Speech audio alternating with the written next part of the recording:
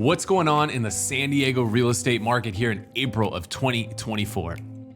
My name is Kyle Whissel with Whissel Realty Group, and today I want to share with you exactly what we're seeing happen in the San Diego real estate market here in April of 2024. If you've ever watched any of our videos before, you know that we always want to give you the leading indicators of what's happening, not the lagging indicators that the media reports. So let's jump into it. 4 primary metrics that we like to track to determine where the market is headed. Number 1 is what's happening with mortgage rates.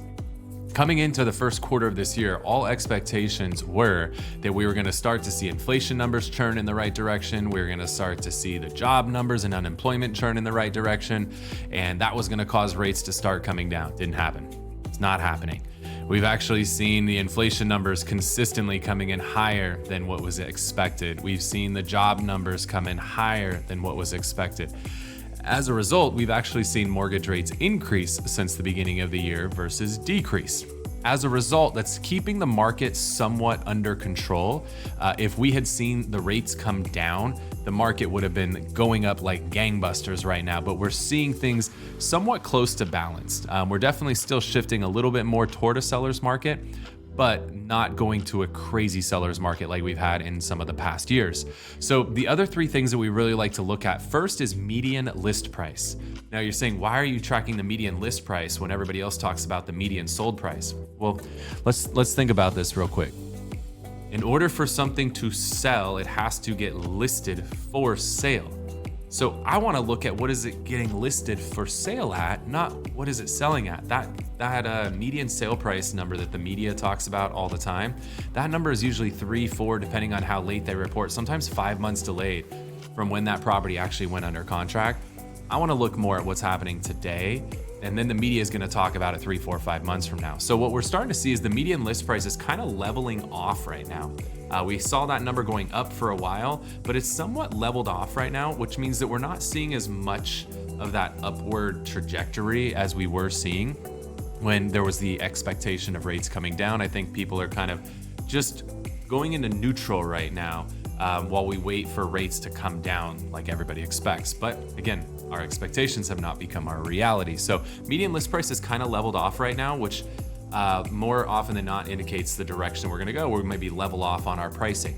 The second thing we look at though is we want to find out how many properties are being listed but experiencing a price decrease or price reduction. That number is falling right now. That number has been decreasing for a few months now and it's continuing to decrease. So what that does tell us is the properties that are being listed, they're not having to experience price reductions in order to sell, which is a good sign. That's a sign of a stronger market, that we're not having to see a lot of price reductions. That number is down quite a bit from where it was even 3 or 4 months ago. So that's a positive indicator for prices. So where we have the median list price kind of holding steady, the decrease number is dropping. So what that tells me is we're probably still seeing a little bit of an increase overall in prices. The third thing that we like to look at was one that kind of combines a lot of different things together. One being the rate of sale. So at what rate are homes actually selling, and in relation to the inventory of homes for sale. So the higher that number, that means that homes are selling faster than the inventory is coming onto the market. And we're seeing that number increase. That number's been increasing for about 3 or 4 months now, and is still increasing today. So there's still demand from buyers out there to buy homes in relation to the inventory of homes for sale, but not massive. It's climbing, but it's not a sharp curve. It's just a slight curve. So we put all of this data together. Like, what does this really mean? Well, what it means is, I think if you look at the median sold numbers 3 or 4 months from now, you're probably going to see slight increase in values, probably in that 1% a month range. So if we look back, at the end of Q2, we just finished up Q1, you'll probably see values have increased around 3%. Let's go plus or minus 1 in there. So I think you'll continue to see some appreciation, but not significant.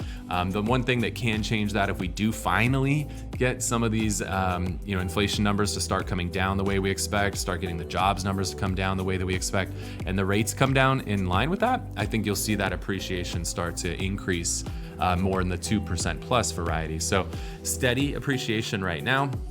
So what this means for you, if you're a buyer, inventory is low, but it's not crazy low, not as low as it's been in some of the previous years. So if you are thinking about buying, you can still kind of pick and choose, make sure you get the right house. We're not seeing 20, 30 offers on every property. We're seeing multiple offers on most properties, but it's not crazy right now. So you can still be a little bit picky and choosy if you are a buyer right now, and you can buy in a market where we're seeing some appreciation, but expect bigger appreciation when the rates come down. So definitely makes sense to be a good time to buy. And then if you're thinking about selling right now, in the balanced market is actually a good market to make your moves when you're not seeing things go completely crazy one direction or the other, because you got to think, if you are selling a home and it's a crazy market, you're also buying a home in a crazy market. That could be a little bit tough to do, especially if you have to sell in order to buy. So when you're in this nice balanced market, a lot of times, especially for those of you that are doing the move up, this could be a really good time to make that happen. So if you're watching this video, if you want to take advantage of this market, you want to sit down with one of the agents on our team, do a consultation, we can fill you in on exactly where your desired market is, walk you through the whole process of buying and escrow and all that fun stuff. Or you're thinking about selling, you want to get a valuation done on your home and figure out what your home could sell for today, give us a call, shoot us a text at the number down below. I'll get you connected with the best team member on our team to help you accomplish your goals. Again, I'm Kyle Whissel with Whissel Realty Group. Thanks so much for tuning in.